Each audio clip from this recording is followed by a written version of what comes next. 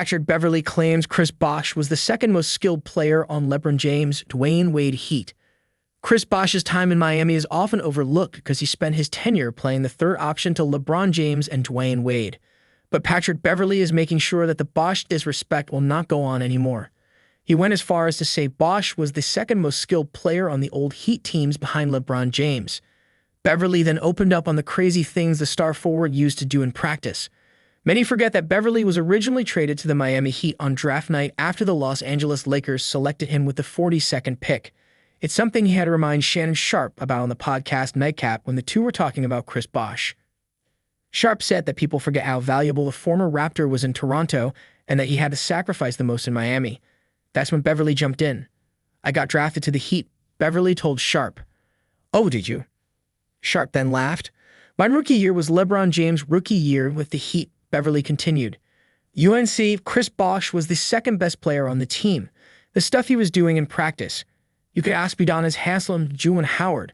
What he was doing to people in practice, I haven't seen a four-man ever do to nobody. Nobody. He was destroying people in practice. Every single day.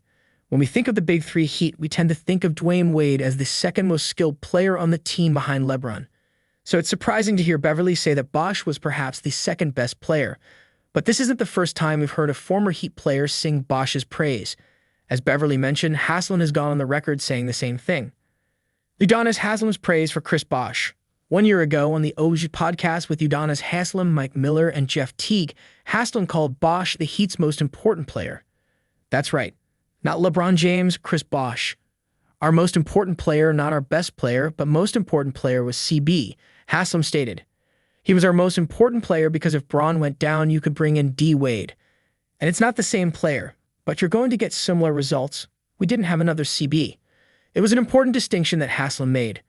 LeBron was clearly the best player on those old Heat squads, but there is a good argument to be made that Bosh was the most important. Like Haslem said, Bosh was a unique player in that era of the NBA. Stretch power forwards weren't as common as they are now. Bosh was a player ahead of his time. In the end, this is why both Beverley and Haslem say that when Bosh was forced to retire due to recurring blood clots, it was sad.